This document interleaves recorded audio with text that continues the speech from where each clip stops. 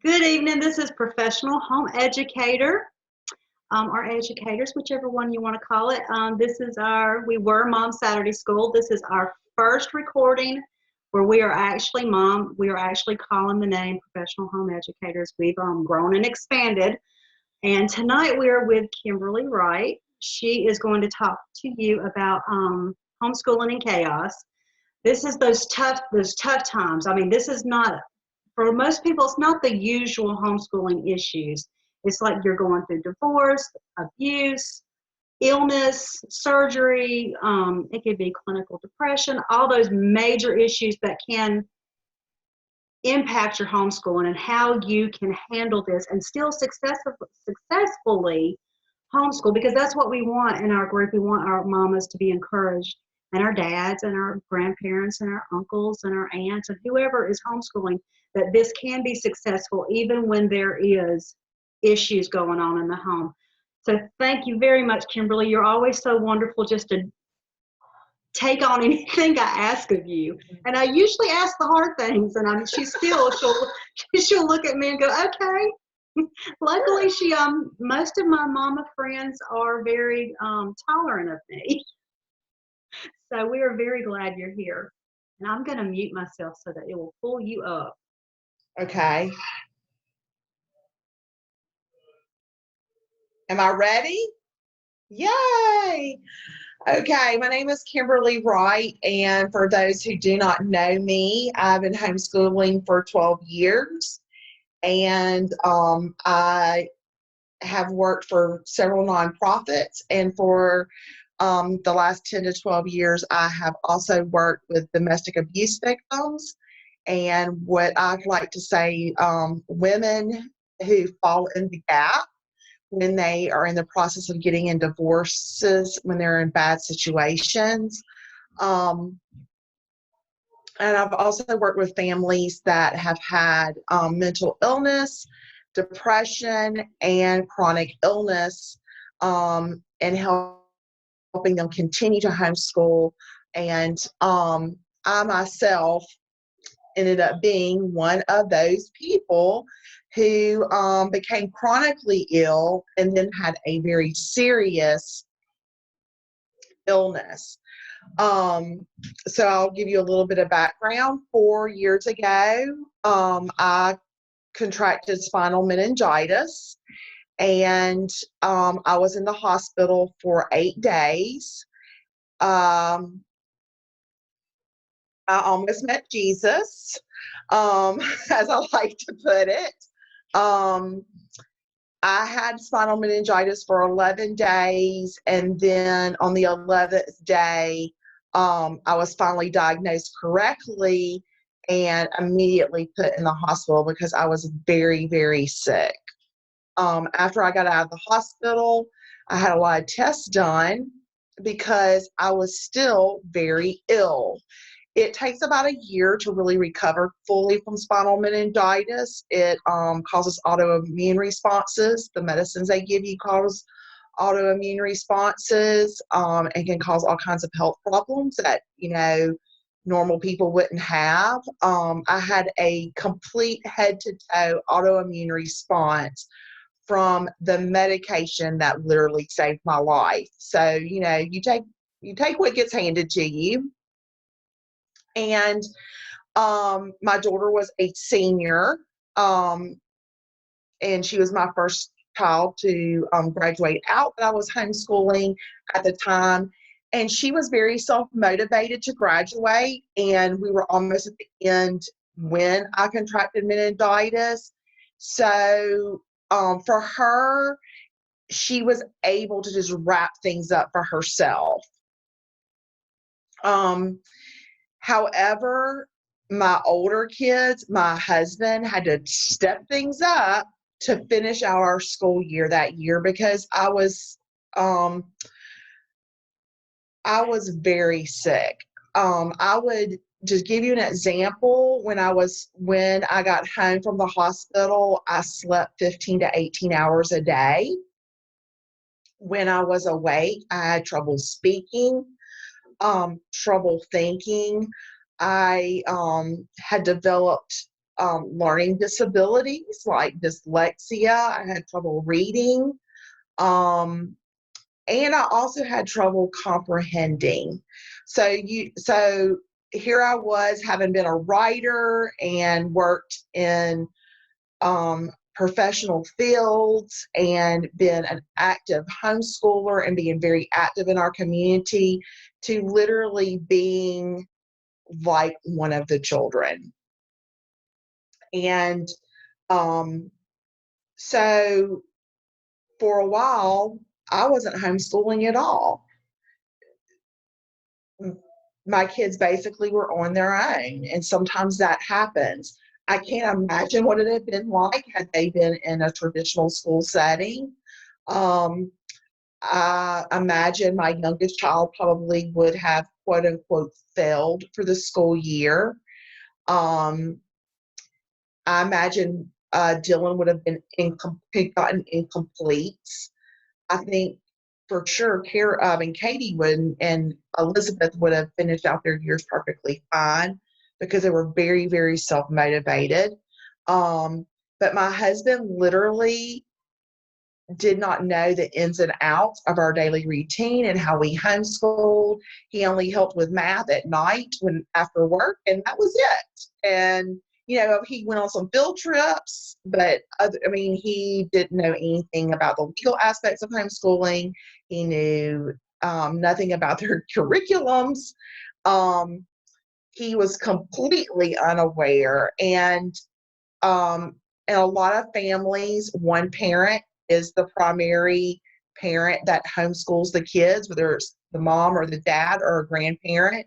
So if that person goes down, well, your homeschool looks like a train wreck. How things keep going. Luckily, because I do have older children and I have so many kids, we did have a very firm routine for taking care of animals, getting meals cooked, taking care of laundry. Our day-to-day life was okay, but keeping up with the work on the schedule that I had previously kept completely fell by the wayside, other than for my senior, who graduated that May. After I had meningitis and I still had all these things wrong with me, I had I had some CAT scans and an MRI of my brain, and I was diagnosed with a brain tumor. And at first they didn't seem too concerned, like, oh, okay, well, this isn't very significant. I was a little surprised by that. I said, okay. I took it at face value. They were like, this is benign. We can't biopsy this because it's in the middle of your brain. And in a few months, after taking all these drugs and getting off all this and getting off these other medications and this, that, and the other, you should be perfectly okay and your life will go back to normal. That was not the case. My life did not go back to normal, and neither did my kids. So a lot of people have asked me, how were you able to continue to homeschool as sick as you were? And I'm going to give you what it was. It's called humility. You have to humble yourself. When you find yourself being faced with problems, whether it be a relationship going sour, or you find yourself in an abusive situation, or maybe you're a grandparent who is now got custody, or a aunt or uncle who now has custody of their nieces and nephews that were homeschooled, and now it's been laid in your lap and you don't know what to do. The biggest word I can say is you have to become humble. You have to ask for help. and I had no choice. I was put into a situation where I had to reach out and I had to ask for help. It wasn't just help from my children or help from my husband, though he had to really like step his game up.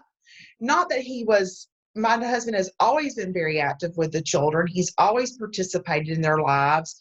But because I became so sick and because I mentally was not the same person I had been before meningitis and being diagnosed with a brain tumor, he had to step that game up. He had to be more aware of what was going on with these kids, what kind of curriculums they were following, what were the laws concerning homeschooling. Did we have a covering? How are we legally homeschooling these kids?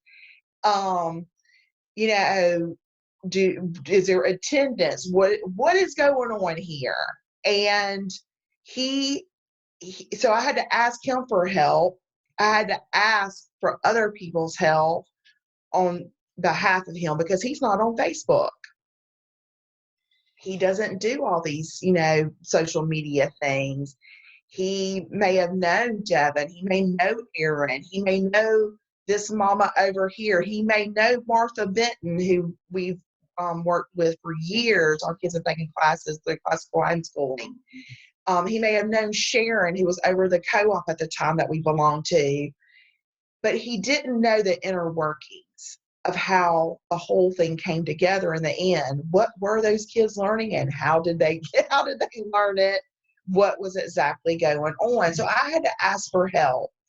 And I have to say that the homeschooling community, complete strangers I did not know, 4 years ago, posted a food train for me on the South Alabama Homeschool site. And I believe we got meals for 45 days. And that was incredible. And people just came out of the woodwork and dropped off meals, arranged for us to have meals, bought complete platters to make sure food was done, and that my kids and my husband, while we were taking these new steps, getting new footing,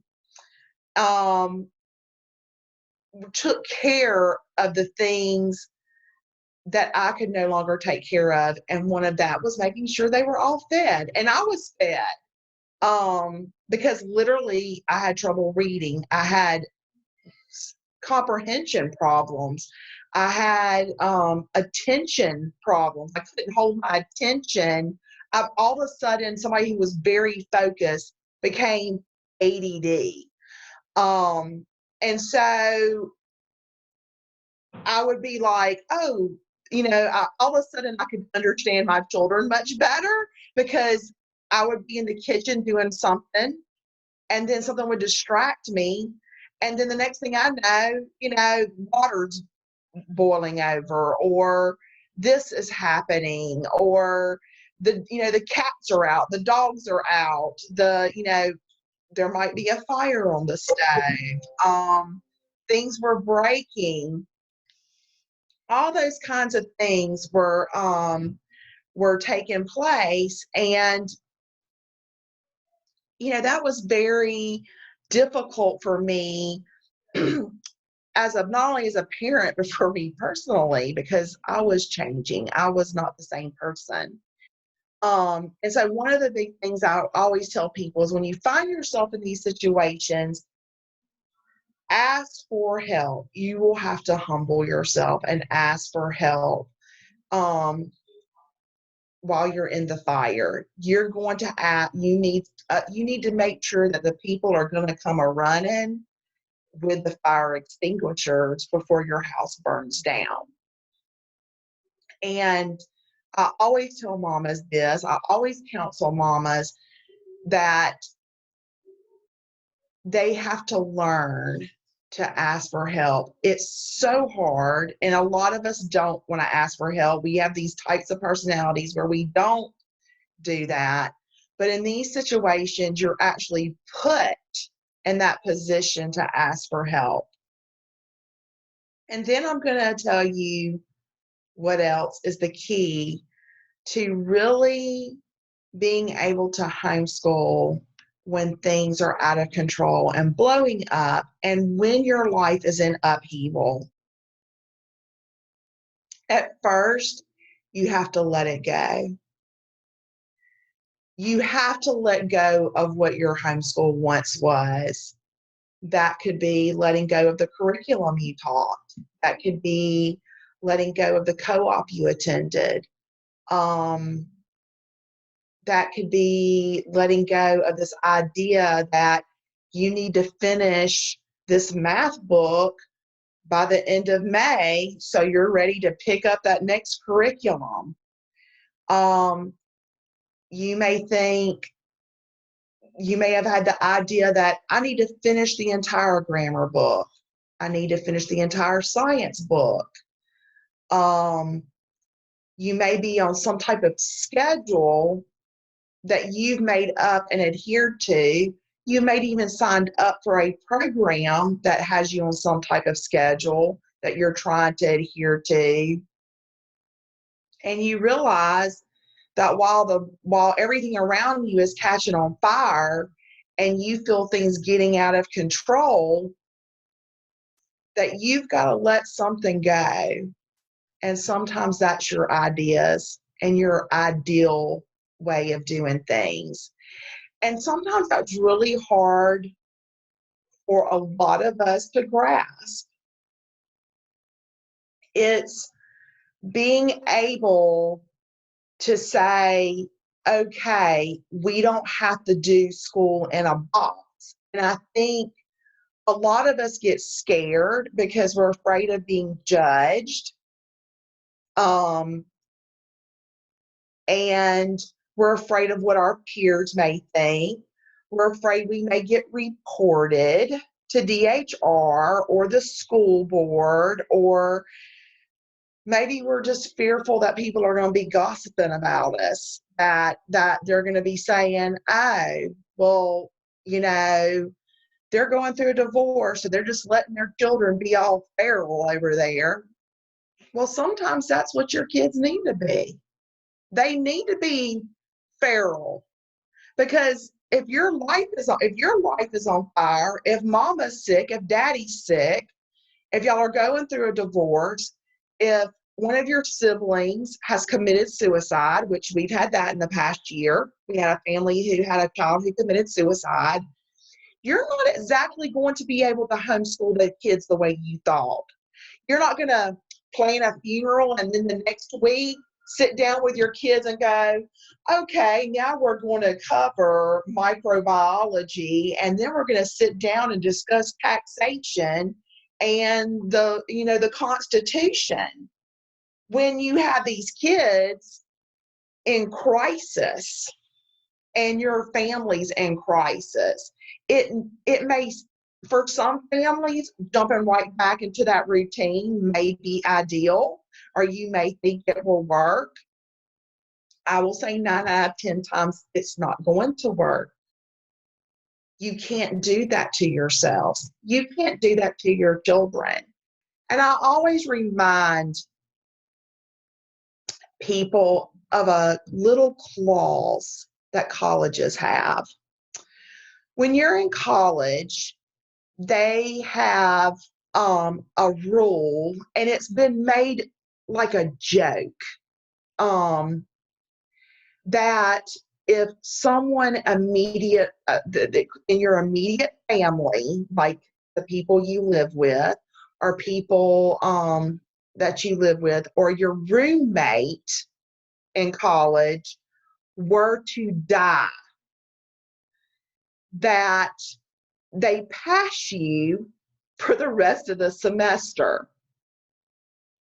You just get a pass that semester. You make the grade, your last grade is the grade you get for the rest of the semester. If you are unable to finish, you get a medical leave, and then the next semester you start over, but you don't have to take those classes again. You automatically pass.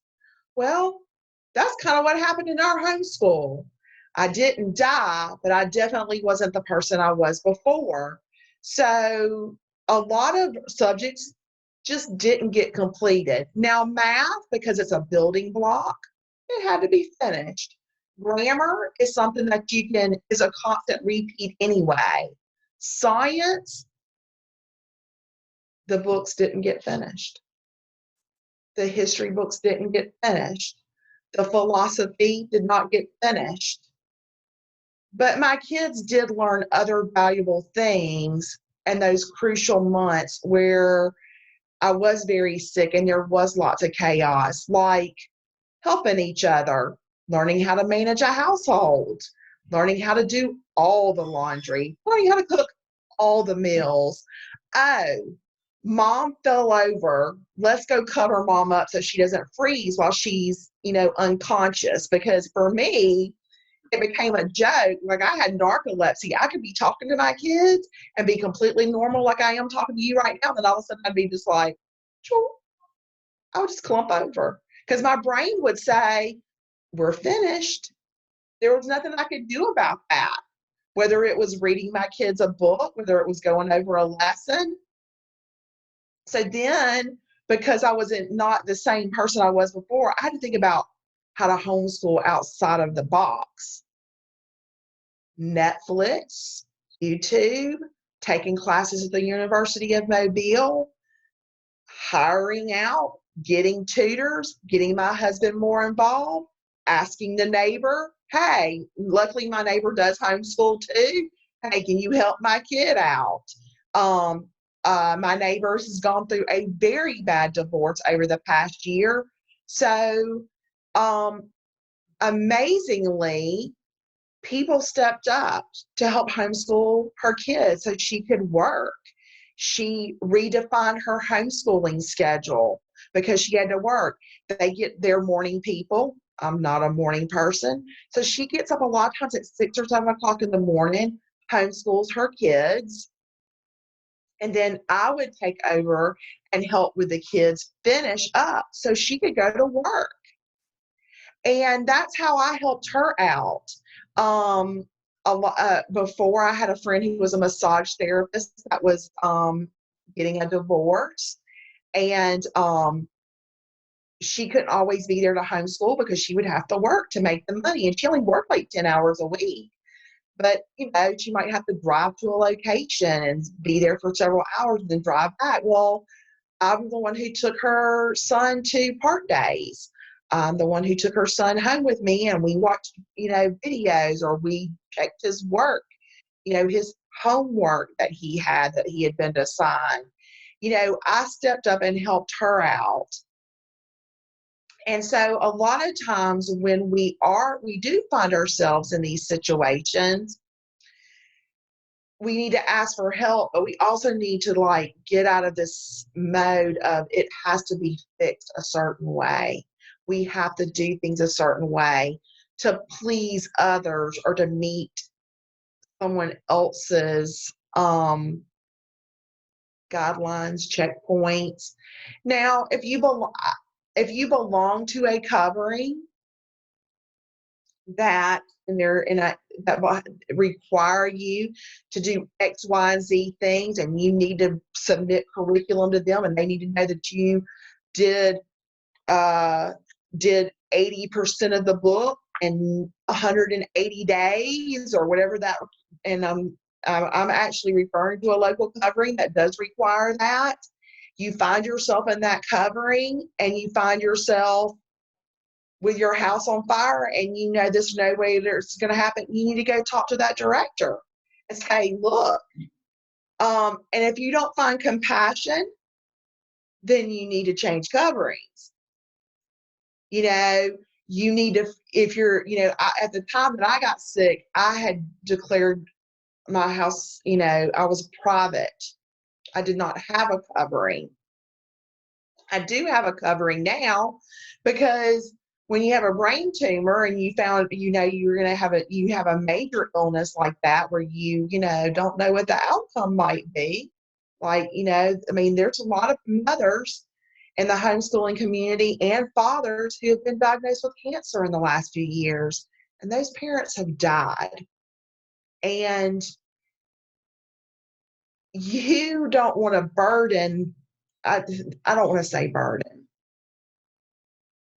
It's a heavy responsibility to put on your family to pick up the pieces of your homeschool if you're involved in a very strict covering that requires a lot from you. Also, if you're a private entity and you find yourself really, really ill, and you know the other parent is not completely informed and doesn't understand it, like the ins and out of it like I do, you go get a covering for that just in case. It's called CYA. You don't want to leave that grandparent holding the bag like, oh, well, am I legally able to do this? Am I legally doing this right? What am I required to do? I mean, before I had surgery, I signed up with Devon's covering and said, just in case, because my husband's not going to know about transcripts, attendance, laws. He may be able to teach them, but he's not going to know anything to fill in the gaps. I may have a whole entire little book of notes about, being a private homeschool entity, but that is going to look like a foreign language to him. He's not going to understand, I got to file this paper by this day. I got to do this. So in case I died, which was a possibility, he knew he could turn the book and go, oh, Devin, I know them. I'm going to call Devin and she's going to help me do what I need to do so my kids can continue to be homeschooled. And that might be the conversations you have, and you may belong to a covering that is not as compassionate or as understanding to your situation. They may still say, oh, well, that's our requirement. You need to do X, Y, and Z. And yes, you need to do 180 days, and you need to be able to show that you've done X, Y, and Z in your curriculum. And your kid needs to do that standardized testing for us. And there are coverings locally that do require standardized testing. There's a reason a lot of homeschoolers don't do standardized testing. And I can't imagine having put my kids through that type of stuff over the last couple of years, having them take standardized tests. The pressure, we can say to them all day long, oh, it doesn't matter how you test, or it doesn't, blah, blah, blah, blah, blah. But what if this is a divorce situation or a custody situation, or you're being investigated by DHR, and DHR is saying, look, we need some type of proof that your kid is, excelling, or some type of proof that shows that your kid is, staying on track. How are you going to go about doing that? Well, if you don't have standardized testing, you probably need a director of the covering to come, stand in the gap for you and write letters for you. And we've had that several times happen this year. We've had to have mamas have to have stuff to say, hey, I homeschool my kids. I've had to write affidavits for people. Even though I don't have a covering, I can say, yes, I see their kids at field trips, and I see their kids that belong to a certain co-op. I'm sure I know Devin has had to write and say, these kids belong to my covering. Yes, they're being homeschooled under the laws. Their parent is doing X, Y, and Z. I know Aaron Wainwright has had to do that. These kids are involved. You just don't know, and that's why I think you may have to make changes in your homeschool and how you did things for those reasons. And my kids, for the last 3 years, up until this past September, for 3 years, were unschooled for the most part. Unschooling is not my preferred way to homeschool. I have I have certain benchmarks that I would like to see my kids meet. I do want them to stay somewhat around their peers, when they homeschool. I do want them to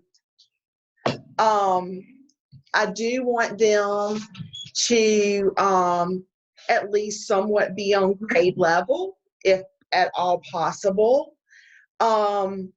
So me all of a sudden going, okay, we're going to unschool now, was not exactly a choice I really wanted to make, but it was the choice I needed to make at the time to be able to be with my children,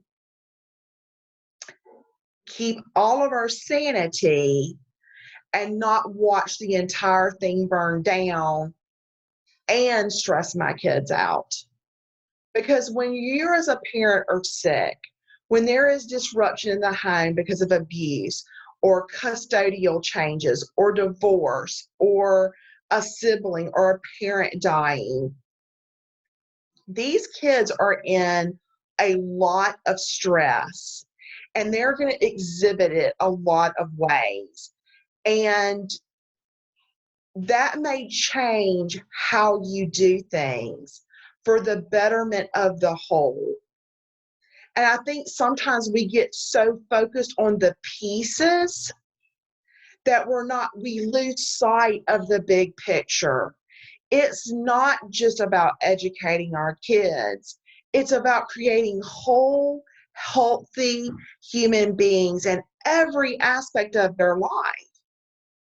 And, I talk to a lot of parents who have sick children, kids who have cancer, kids who have chronic illnesses, Crohn's disease, rheumatoid arthritis. We have known families where these kids would have to go get infusions, and that would knock these kids out for a week at a time. They would have to get infusions every 6 weeks. And then for a week, that kid did not do anything. I mean, they're sick. Their immune systems are wrecked. They have to recover. And, there are provisions made for those children that have chronic illnesses in public school that people can take advantage of, where they have home tutors come in, and things like that. Sometimes in those schools, they just say, okay, the last grade you made in science and the last grade you made in history, we're going to let that carry on, but you will have to complete math, but we're going to give you extra time to do so and extra help to do so, and we're going to remove these other subjects so these main subjects, these core subjects, get completed.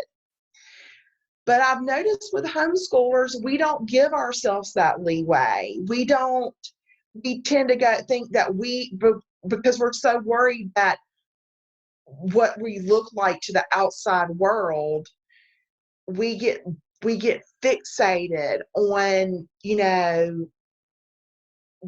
finishing science or completing that history project and being involved in social lives. And sometimes that's hurtful, and it just makes whatever else is going on in your life even worse.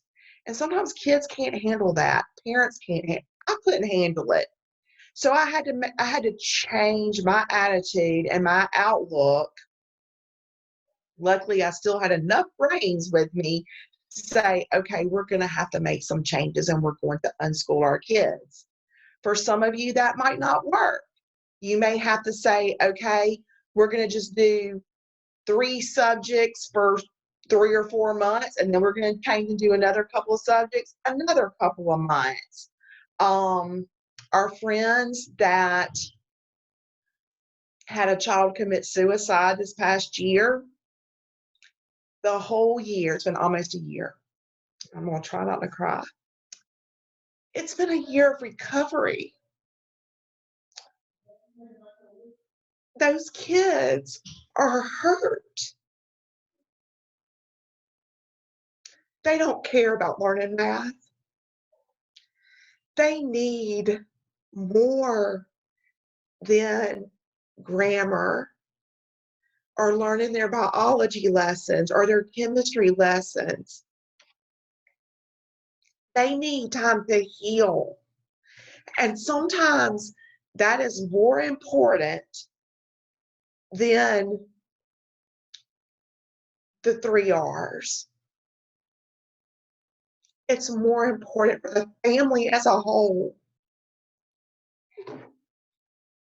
And a lot of times you see kids that are faced with these very difficult family situations. And I tell people, de-school. You've got to de-school.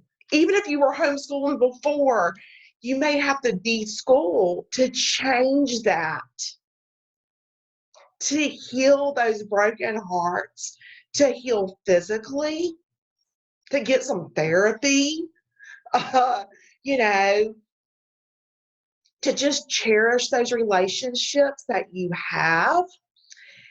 And we lose sight of that. And it's so critically important. It's so critically important. And we've had families this year. It's been a rough homeschooling year here on the Gulf Coast for so many families. A lot of upheaval. And these families want to do what's best for the kids, and they don't want them to get behind, and they want them to be successful. But there's so much going on. There's so much sadness. There's so much sickness. There's so much anxiety surrounding these situations that these kids can't move forward until the family heals. So for me, that meant changing how I saw things and seeing and telling my kids, sleep all day, play video games, watch Netflix. I can't do it today with you because some days I could not teach my kids. Sometimes teaching my kids was 9 o'clock at night. Luckily, we're all night owls here. It wasn't, we missed a lot of field trips. We missed a lot of things in the community because I was too sick to do it. And we didn't school or take classes and do things like normal families. I mean, all of last year, when Dylan was a senior, Dylan essentially did everything for himself. He had made a decision that he wanted to graduate with his friends. And I said, the only way you can do that is if you do it all on your own, son. I'm not capable of doing this with you. And he said, okay. And my 16 and 17-year-old child at the time was keeping our house completely clean, driving me everywhere, and did 2 foreign languages, completed all of his math, government and economics, and chemistry with only help from his father or YouTube, or asking another mother that he knew because his mother couldn't do it. My other kids, the only thing I required of them was to do their math. Everything else was unschooled. Everything else was unschooled up until this past September because I could not physically do it. I had to change the thing that I preach. I had to do myself. I had to say, oh, I got to de-school me again. You know, I always am telling mamas, de-school before you homeschool. You got to get those ideas out of your head and do something different. You got to change it up to meet the family's needs at the time. And sometimes that's hard to do, especially for those of us who expect things to be done a certain way. Now I've had brain surgery. Within a few months, my brains were back. And that mama from 4 years ago was like, wow, look at all this curriculum we got around the house. I'm feeling good. Let's break it all out again. And it's taken us a whole year now to get back on that other track that we were on. I am not the same homeschooling mom I was before. Our lives have changed. My life has changed. What I want for my kids in many ways has also changed. But we do have more of a schedule. We do more things in a timely fashion. I do blocks of 4 and 6 weeks at a time now with the kids, and I hear grumbling, especially from Jack, who's the middle child, so he has a much better memory. The other kids were younger, so they were still doing elementary school stuff, and now they're middle schoolers. Like, Mama's back, y'all are in trouble. So, Mama's got her brains again. So she gonna make y'all step up your game. And I have, and they've met the demand. They've met that. And so sometimes this is only temporary. You may only be making temporary choices for the betterment of the family while the chaos is going on, while there's fires to be put out, while you're dealing with trauma or legal issues. So sometimes your decisions are long-term decisions. Sometimes you may not be able to homeschool and your kids do need more, and you have to make the difficult decision to put them in a private or public school again. And I know several parents who've had to do that. I know grandparents who were like, I'm too old for this. Can you help me get in the right direction to get these kids tested so I can put them in school? Because now I'm raising them and I don't know I can't do this. When you have grandma in her 60s or 70s, getting a couple of kids that she wasn't expecting to be raising, or an aunt and uncle have a couple of extra children on top of the 4 or 5 they already had, they're like, wow, this is way too much for me. There may have to be changes in the family where, those choices may be that you have to put those kids in traditional school again, that you may have to hire someone to help you, that you may have to reach out and change your perspective. And that's okay. And I tell people that too. People who just love homeschooling, it's been that mom on there that bashes, and I'm guilty of it, I'm not gonna lie, that just, disses on public school and our public school education. But you know what? I'm okay with eating crow. It's delicious. And I tell people, you enjoy crow too. And if you think you need to put your kids in school because you have to now work and you can't work and do school and keep a household up while you're also going to court, every couple of months dealing with crazy, then that's what you do. If you're too sick to take care of your kids and yourself, and you don't have older children or a spouse that is willing to take up the torch and go, okay, I'm going to be super spouse. I'm going to be the super parent now because this other parent can't do it anymore. You may have to make different choices for those kids. And I've told people that's just the nature of the beast. Sometimes we have to do that to take care of ourselves, to take care of our children. I have a sister who has cancer. She's terminal. There is no way she would love her husband was homeschooled, grew up with missionaries, lived all over the world. That's all he's known is homeschooling. I think he went to school a total of 2 years, his whole, whole educational career besides college. And their plan was to homeschool their children. Well, they only have one child. And ever since she was brought to this world, my sister has been sick. And my sister has had to ask for help. She's had to have her mother step in and help parent.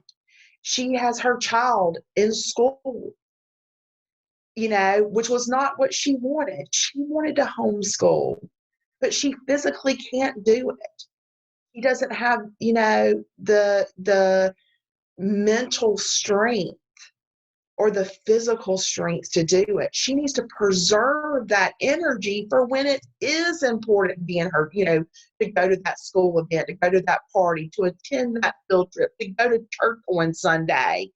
For her, she needs to preserve her health and strength to be able to participate in the things with the child that are important. And you know what? My niece is okay. She's all right. Kids are resilient. They do bounce back. They do catch up.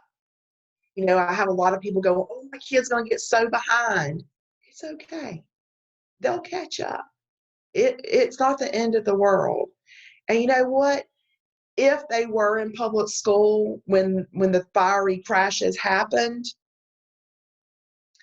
at least there they are allowed some leeway, especially in private schools. They are given this leeway. It's just not openly discussed because a lot of schools don't want you to say, well, this kid, they just said, okay, we're going to give you the grades for this class, and all you're going to have to do is complete. You're going to get it incomplete on your report card until this is complete. They don't want that known. They don't want other people to they don't want people to take advantage of it. But the thing is there are things like that in place. And we need to give ourselves the room to put that in place in our homeschool and to make changes and to ask for help and really let go and listen and really pay attention to what's really important. And sometimes that is healing your home. Sometimes it's healing yourself. And sometimes it's allowing children to heal as well because they need it. And you know what? A few months of deschooling, a few years of unschooling, I can tell you, your kids will be okay. I see it over and over and over again. And right before I wrap this up, I'm going to tell you a brief story about a girl named Amanda who grew up in extreme poverty here in Mobile, Alabama, and had a very rocky teenagehood. She was unschooled. She will tell you that she was actually uneducated. That girl studied for the GED on her own at 16 and 17 years old and did it until she passed. She went on to Faulkner, which is now Coastal.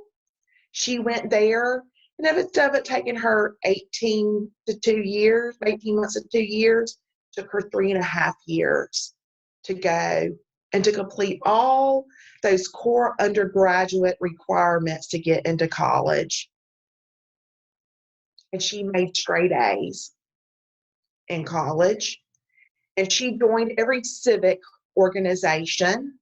She became a speaker. She's an atheist. She became a speaker for an atheist organization that traveled all over the United States.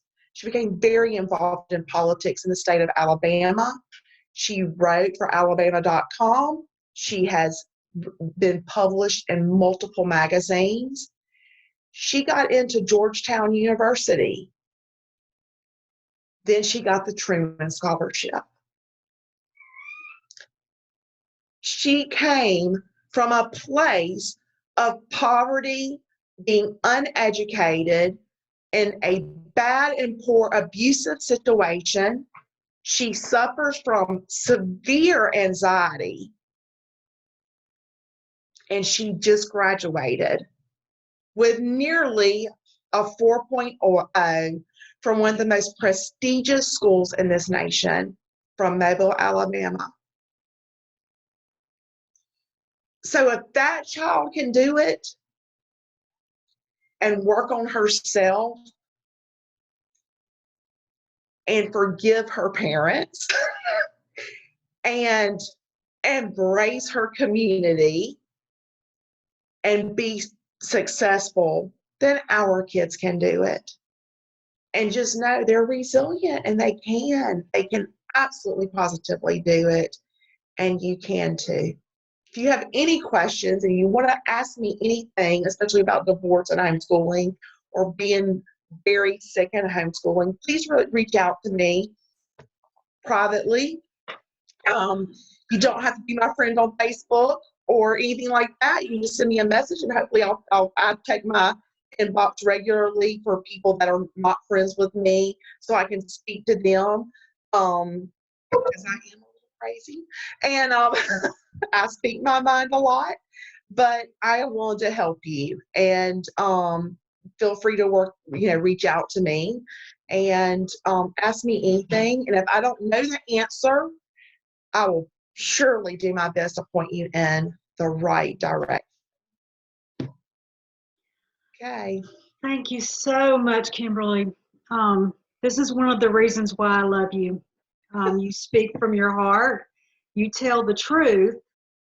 And sometimes it's a hard pill to swallow, especially when you're going through the fire. I mean, I send mamas to Kimberly all the time. And sometimes it's a hard pill to swallow. Sometimes we don't want to hear the truth. But if you listen to the words behind what she's saying is, our kids are important and we are important, and it's going to be okay. Sometimes you have to do hard things, but it's going to be okay. I'm going to end this now. If you need to contact Kimberly, you can ask me. I can give you, I can introduce you on Facebook. She told you how to find her. I'm going to turn this also to the mamas who are attending tonight. If they have questions, they can have their privacy, because we try to give people their privacy. Absolutely. So we will see y'all later. And remember, this weekend we have stuff going on. Always check our events. We got lots going on. So I'm going to close this out.